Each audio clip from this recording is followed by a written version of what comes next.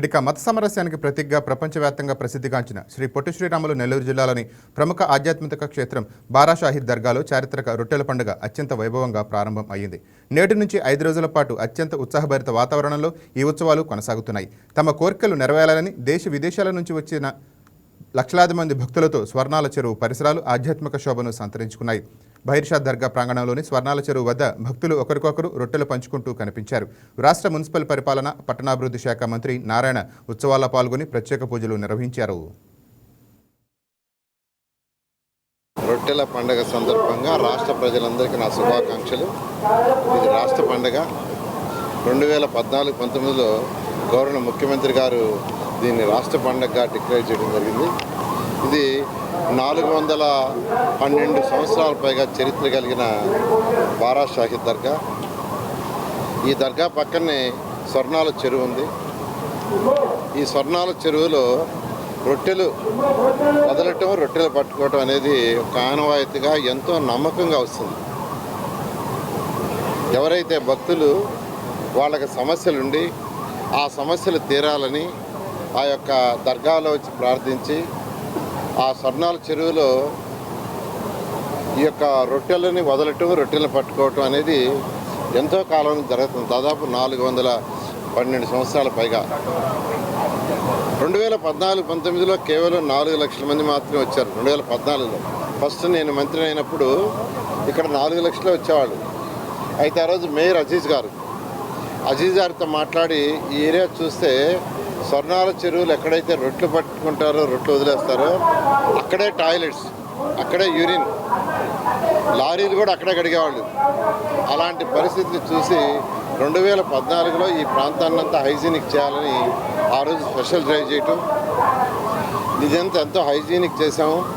అదేవిధంగా ఒక 400 toilets, mobile toilets తీసుకొచ్చి పెట్టాము. నెక్స్ట్ ఇయర్ చక్కగా ఘాటు కట్టాం. ఆ తర్వాత ఇరు కొన్ని సిమెంట్ రోడ్లు వేసాం. సో 2019కి వచ్చేటప్పటికి 2014లో 4 లక్షలు వచ్చింది. 2019కి వచ్చే లోపల 14 లక్షల మంది వచ్చారు భక్తులు. దానికి కారణం ఏంటంటే 2015లోనే పెరిగారు. అప్పుడు వచ్చిన అడిగితే ఒకటే చెప్పారు, సార్ మా పిల్లలు వస్తే మొదటిసారి వస్తే రెండోసారి రావట్లేదు.